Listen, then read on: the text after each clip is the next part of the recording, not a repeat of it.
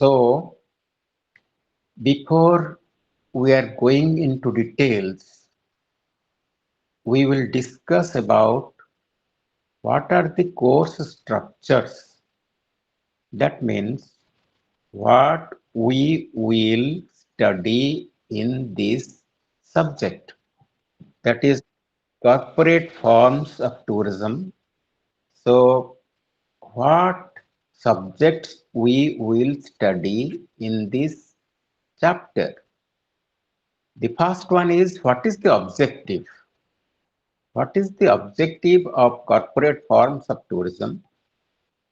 And we will know about it by its introduction regarding services, market, and what is the tourism industry. So there are three types of corporate forms of tourism. The number one is sole proprietorship. Number two is partnership. Number three is company. Sole proprietorship means a single owner. Sole proprietorship means, always remember, a single owner.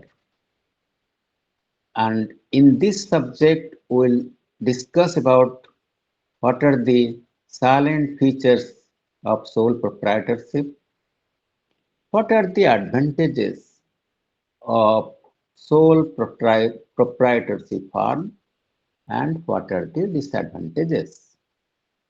Similarly, the second form of corporate forms of tourism, that is partnership. In this form of tourism, we'll discuss about what are the advantages, what are the disadvantages. And the third form of corporate form of tourism, that is the company. In this chapter, in the company, we'll discuss about features, private limited company, public limited company, and the franchise. There are four forms, four things we'll discuss. That is, what are the features? What is private limited company? What is public limited company? And what are the franchise system? So, and we'll discuss also other forms of organizations. Let us think about the objective. While dealing with these corporate forms in tourism, we will describe the features of the main business forms like sole proprietorship, partnership, and company, etc. Know the advantages and disadvantages of the business forms and appreciate the features of such business form. Let us introduce ourselves. What is this form of tourism? In Unit 5, we discussed the various segments of the tourism industry along with different types of services, that is hotels, motels, and travel agencies, tour operators, like this. So you are also aware that tourism facilities and services are provided by the variety of organizations with different types of ownership. These include these include public sector as well as private sector organizations. Besides, in this sector, profit-oriented and non-profit-oriented organizations also coexist with it. That means we also find that there are also profit organizations and non-profit organizations. Here you must remember that the functions of all enterprises in tourism are aimed at transforming available resources into tourism products. That is, what are the tourism products? That is services, attractions, and facilities. These, these enterprises in business forms are influenced by a variety of factors like financial resources, uh, taxation regulations, and various constraints regarding management skills, personal objectives, and motivation, etc. of all those involved in planning, developing, or operations. This unit, this unit deals with the principal business forms, how these business forms differ from each other,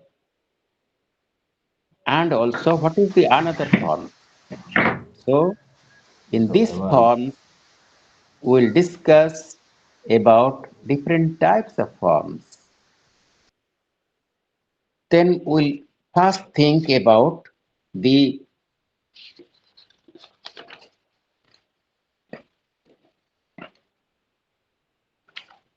first we'll think about the service market and industry. What are the services? What are the market? And how the industry is. The basic set in the special growth and progress has been the production in survival and development. One of the important ways in which societies can be classified in according to the way the production process is organized and the way commodities are exchanged. Commodity is an economic term. Every exchange things are known as commodities. This brings us to a new term, that is commodity. What does this means and how it differs from a good? Well, a good is a thing which gives us some satisfactions or utility utility. When we use it, we consume it. But here, you also your food, clothes, books are all goods. What distinguishes a commodity from a good is that a commodity is that good which is produced for exchange. So anything that is exchanged, that is commodity. That is to be bought and sold. It is a thing which can be bought and sold. These, suppose for example, the vegetables. These vegetables are goods and they give you utility, but they are not commodities because they are not produced for sale in the market. They become commodities only if you produce them for sale. In this industry, we are not dealing with the vegetables directly. Vegetables are used in the hotels for further production of dishes, for different types of dishes, for uh, but to prepare different types of menus. And the second thing is service. It is only goods which can be commodities. The answer is that apart from goods, services can also be commodities. For example, when you drive your own car for personal work, your driving is not a commodity. But when you drive it on payment basis, you sell your driving as a service and it becomes a commodity. Services are intangible and tourism product by and large are services which are consumed in the process of their production. Now we'll discuss about the market. What we mark, what do we mean by a market? Buying and selling of goods and services and production of goods and services for exchange is the hallmark of the market system of production and exchange. So market is a place where goods and services are exchanged. Here, market is not what we understand by its every meaning as a place where goods are bought and sold. Rather, it is an abstract term which seeks to denote a system which is organized in a way where goods are produced, sold, and distributed by voluntary exchange between people. In contrast, In contrast, is the production and distribution through what is called command that is controlled by the state or the government. We can speak of the market for a specific commodity, for example, the market for tour packages or the market for hotels. Among the components of a market, on the one side are the suppliers or sellers, which include the producers, which include the producers and the consumers also. Because hotel is a place where different services are produced and the tourists who consume it. And let us discuss about the industry. We discuss tourism as an industry. Let us once again clarify the meaning of the term industry. When we use the word industry, we think of some scientific or engineering process of production. We limit our discussion to sectors like iron and steel, chemical industries, etc. However, for our purpose, the term industry for the tourism, the industry has more general connotations. It has more general spheres. Industry is taken to mean that totally of production of a particular goods or services. Thus, there may be in several different forms or companies manufacturing motor cars, but for all the cars in the economy, we may speak of the car industry. Similarly, different firms, individuals, or groups provide tourism products and services, but use the term tourism industry for all products and suppliers of tourism products and services. Let us now discuss the main business or corporate forms. The first form I have already told you that is sole proprietorship or single owners. In this form,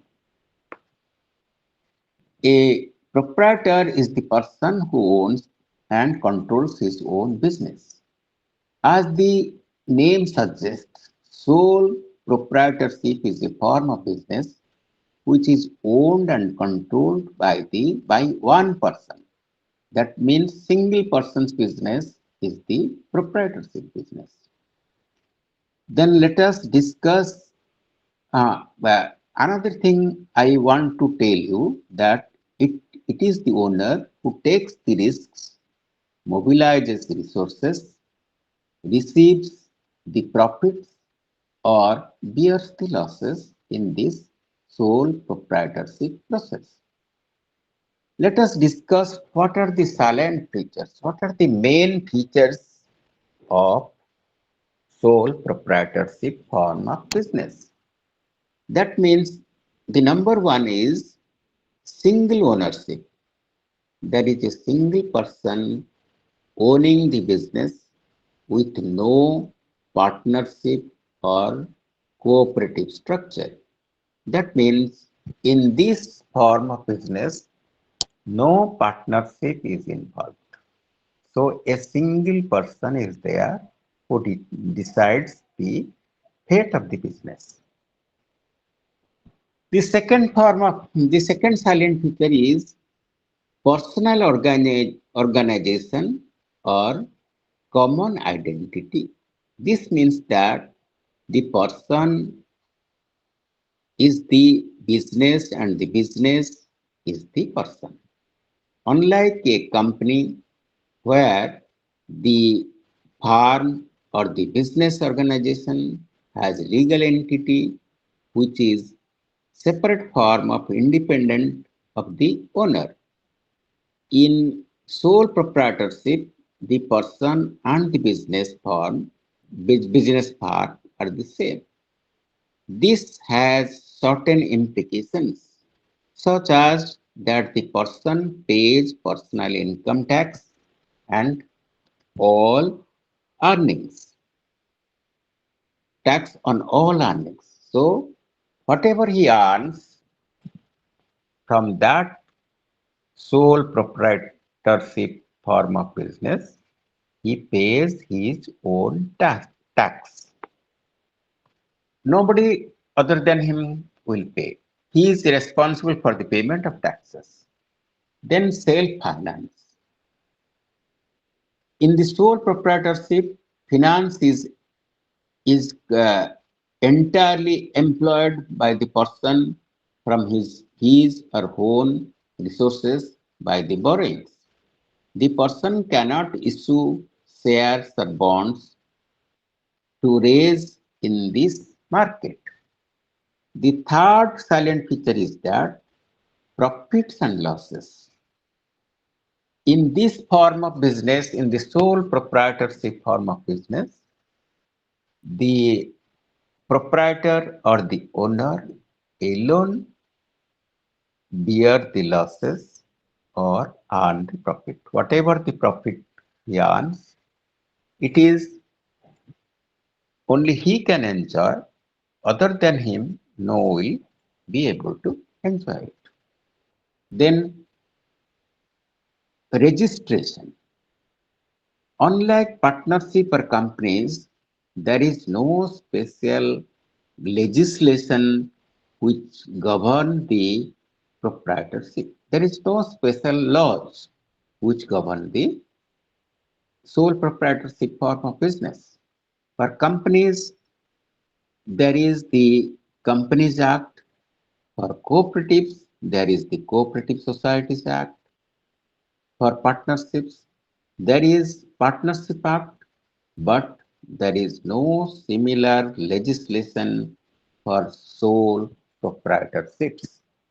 So, when we'll compare these three things, that is sole proprietorship, partnership, and company, in this there is in the legislation there are laws for company the laws, that is Company Act, it is governed by the Company Act, and Partnership Act, that is partnership laws, and the cooperative laws.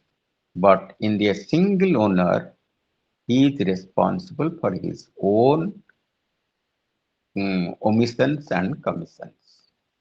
Then we'll see what are the advantages. As compared to other business forms, sole proprietorship has several advantages. The first one, it is a very easy to set up and dissolve.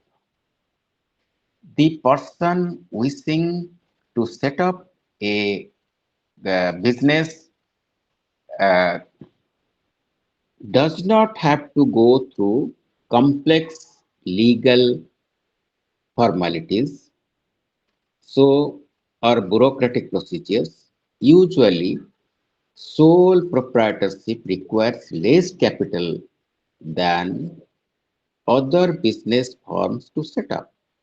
Since its scale of operation is lower, similarly, the business can be dissolved quickly as there are no partners or shareholders or directors whose permission is required. Since he has established his own business, he will, as long as he wants, he can continue the business. As long as he wants to dissolve, he can dissolve the business.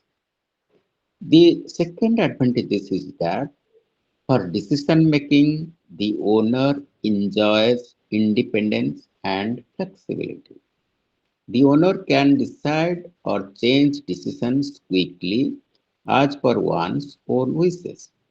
Hence, the time lag between desire for a decision and implementing the decision can be very small. Whereas in other cases, in the companies, you will have to wait for the decisions of the other members or the board of directors like this. In the partnership, he has to wait for the decision he has to share the decision with the other partners like this. So here he can implement his own decisions. In the third case, retention of all profits act as an incentive towards effort and efficiency. The fourth one is the sole proprietor can respond to changes in market conditions and consumer needs quickly. Suppose you run a sorry, you run a souvenir shop and find that tourists have lately shown a lower preference for one kind of item and a higher preference for some other, you can quickly stop storing that item for which the demand has fallen and increase the quantity of that item for which the demand has gone up. In the sole proprietorship business, the next one, what are the advantages? We are discussing about the advantages. In the sole proprietorship business, confidentiality can be maintained more successfully. Then these are the five advantages we have discussed. Now we'll discuss the disadvantages. The first disadvantages is that since it has unlimited liability, this may inhibit risk taking and lead to over cautiousness in decision making. The sole proprietorship should not forget that in case of a huge loss, personal assets also can be attached in order to fulfill obligations to the creditors. The second one is that the second type of disadvantages, financial capital resources are limited to the owner's money. Borrowing is only the alternative what he will do from others. He can borrow. If he will need, he can borrow. This means that the scale of capital mobilized will not be very high, not be a very high order, and hence hinder the required rate of expansion in a competitive market. For example, suppose a person runs a restaurant in which tourist coaches often stop. Suppose the attraction for demand for the destination increases and more tourists visit the site. This number of tourist coaches taking a halt also increases. This demand an increase in the capacity of the restaurant and also food production system like chairs, tables, waiters, foodstuffs, fuel, etc. to cater to the to cater to the needs of the increased demand. But if current profits and income is not sufficient to make the necessary investment, the appropriate increased sales or expand would be lost.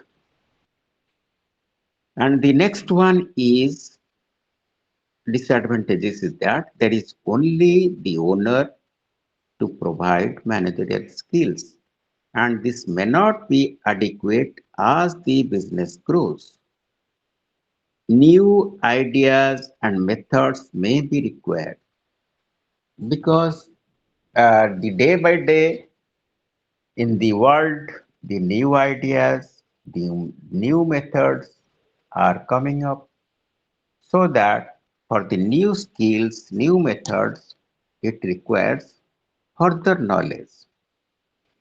The last one disadvantage is that sole proprietorship has another disadvantage, that is physical illness or absence from the work of the owner could adversely affect the business. Moreover, one person cannot always do everything because if the single owner is ill, then the entire system halts. It is coming to a stop. So these are the disadvantages of the sole partnership.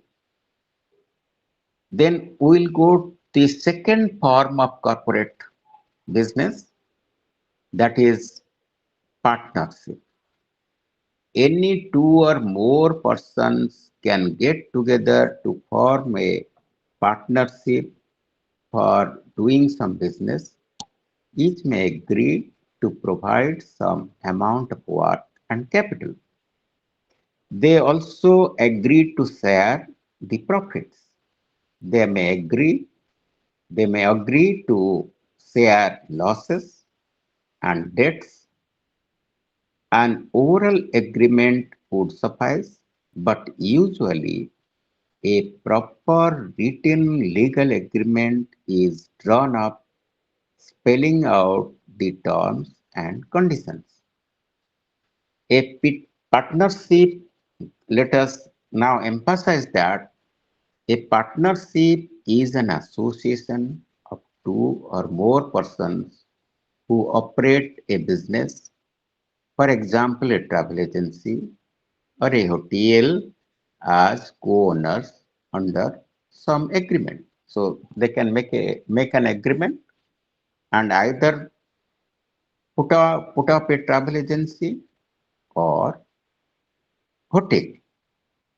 It may happen in some cases that a partner may take no active part in decision making or operations. In that case, the partner is called a sleeping partner and has limited liability. Now we'll discuss about the advantages. Advantages of partnership. The number one advantages is that a partnership as compared to a joint stock company is easier to set up as there are fewer legal requirements. It is also easier to dissolve. In a partnership form of agreement, the long procedure of making a joint stock company it is not required. The second one advantages is that for similar reasons as mentioned for sole proprietorship, a partnership shows greater flexibility as compared to a company. Then the third advantages is that as compared to proprietorship, a partnership because there is more than one business provides for greater managerial and entrepreneurial skills to draw upon because there are more skills will be available than sole proprietorship in case of partnership. A partnership is usually able to mobilize more financial resources than a sole proprietorship simply because there are more people to raise finance. Then we'll discuss the disadvantages. A partnership also has disadvantages.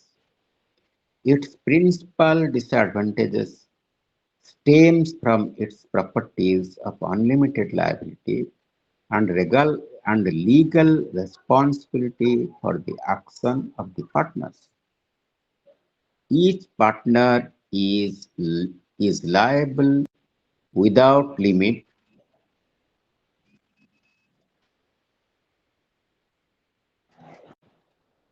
without limit to the full extent of his or her personal property or asset for all debts incurred by the partnerships. Suppose a partner owns 25% of the business and the business fails, then it is it is of no use. Then he or she will be required to return 25% of the debts and the other partners the rest of the 75%. But in case they cannot pay any part of their assessment, then he or she may be asked to pay for all partners. Legal responsibility for the action of the partners arises from the feature of mutual agency involved in the principle of partnership, according to which each partner has powers to act as agent to commit the whole partnership. Hence, sometimes people are reluctant to commit their capital into enterprises over which they exercise little control. Then the next one disadvantages is that efficiency of a partnership firm may suffer if interpersonal relations among the partners go wrong. If the the partners are not interpersonally related, if they are having any conflict, then it will go wrong. The next one is an absence of consensus among partners can affect the entire business. For example, one may like to expand business, others may not. The fourth disadvantage is that interpersonal personal problems can lead to long-term problems in continuity also. It is not easy to dissolve the business as in the case of sole proprietorship.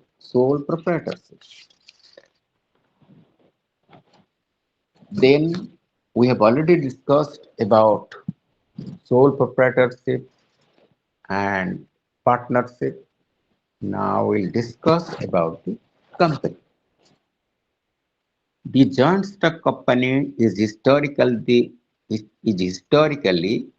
the latest of the business ownership forms and is the most significant form of corporate business.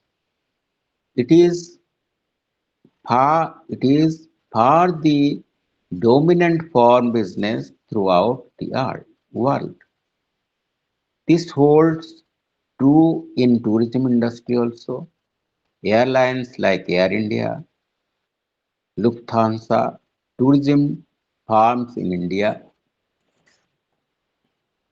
and ITDC, for example, India Tourism Development Corporation, or finance companies like Tourism Finance Corporation of India, all are companies.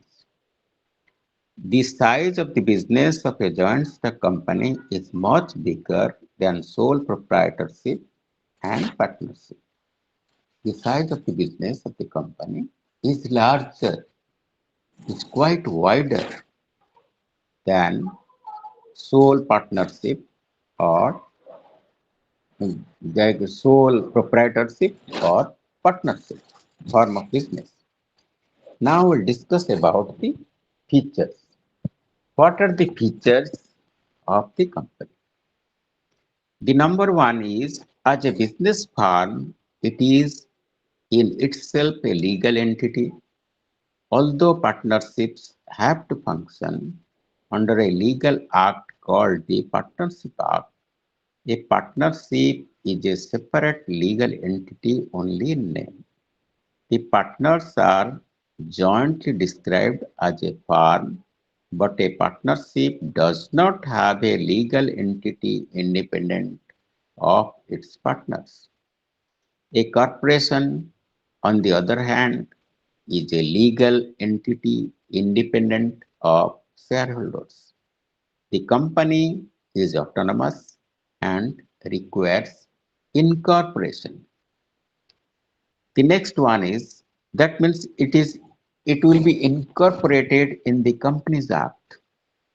The second form, the second feature is that the company is related to the share capital that is raised and the way the division of the share capital occurs. The next one is a company is characterized by perpetual succession. The life of the company is not affected by the death, retirement, or insolvency of directors or shareholders. It must be noted here that there are certain differences between partnerships and companies.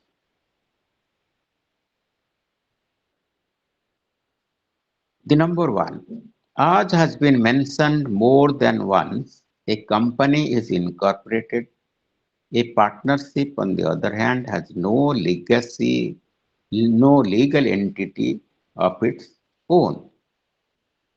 Partners are jointly called firms only for convenience, but that is not a company. A company and its members have limited liability, while a partnership has unlimited liability.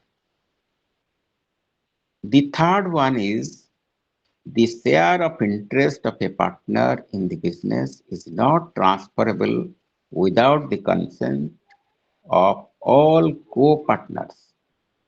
Company shares, by contrast, are freely transferable at the option of the shareholders. The next one is that the partnerships are governed by the Partnership Act, while companies are governed by the Companies Act. Let us understand the difference between types of company, that is private limited company. In a private limited company, the business is held and owned by shareholders who must not be less than two in numbers. It requires a legal entity which takes formal shape when it is set up in the Memorandum of Association and or the Articles of Association, a legal requirement because all the private limited companies they require a memorandum of association or an article of or the articles of association, that is a legal requirement. It has a limited liability. Shares in the company can be bought and sold, but not to the general public. The company cannot seek a quotation on the stock exchange. Even though there is limited liability, there are limits to conduct and behavior of directors who have the who have the who have to take the responsibility. Public limited company. A public limited company must not be confused with a public sector company, which means a company owned by the government. A public limited company basically means a company which is in private sector, but the shares of which are open to the general public. In the case of a public limited company, members of the general public are free to buy and sell shares of the company. Hence, the company can raise finance from numerous diverse sources. Some companies, through the strength of their size, are able to justify and get a stock exchange listing. This further increases their liability to raise capital. Now, what are the advantages of a company, public limited company? Its shareholders have limited liability. There is long-term continuity and case of ownership transfer. Moreover, the company can utilize specialized management skills and large capital resources. However, the public limited company has certain disadvantages. Such companies are difficult and expensive to set up. There may be some inflexibility arising from problems of size, and this may lead to organizational problems.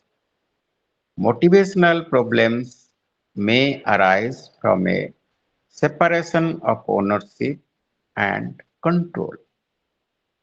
Ownership rests with the numerous shareholders while control in functioning is exercised by paid managers who take decisions. An important type of company is the multinational company, which is the name, as the name suggests, it operates in many countries. That is why in different nations, that is why it is called multinational company. Then the next one we have already discussed about sole partnership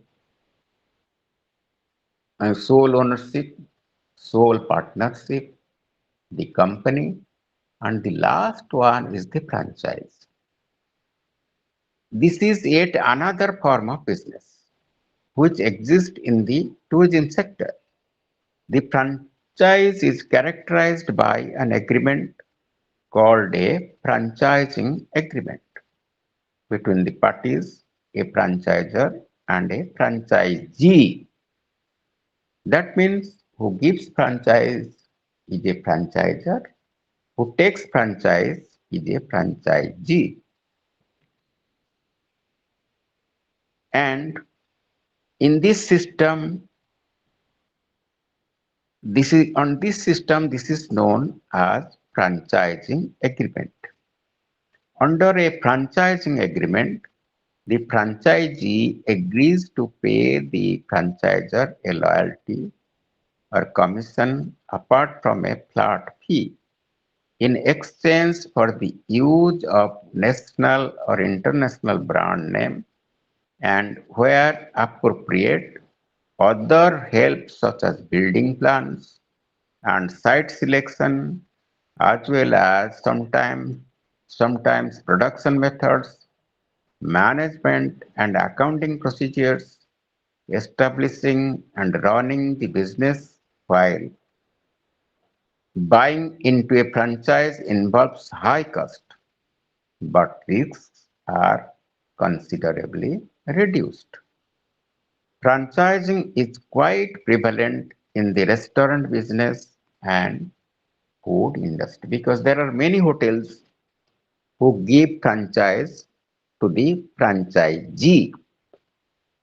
Other forms of organization, certain Other forms of organization are also there in tourism. For example, the government of India in the tourism department, government of India and various state governments have tourism departments. These are non-profit making organizations involved in tourism policy formations, planning and promotion.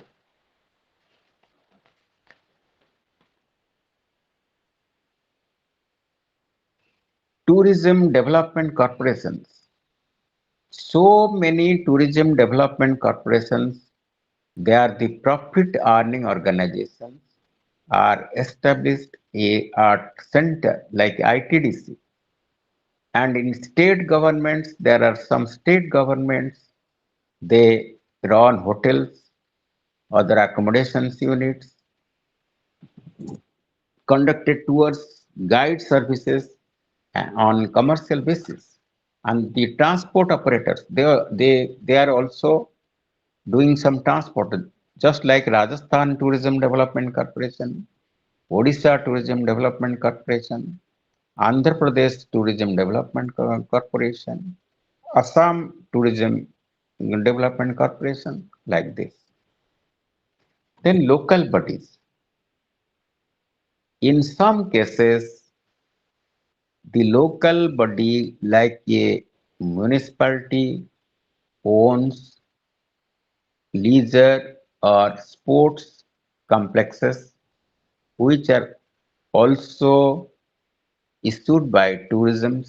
Besides, tourist attractions are being built by the local development committees, local bodies, in joint venture with commercial enterprise. That means there is also the loss and profit motive. Then corporations. Cooperative societies are enterprises owned and run by the members who form it. For example, craftsmen, they, for example, bale metal craftsmen and applique craftsmen, they form their own societies. They form the cooperative societies and they are responsible for their cooperative societies. In some cases also, the local people, they have established the accommodation system. Accommodation, they are providing accommodation and food. So let us sum up.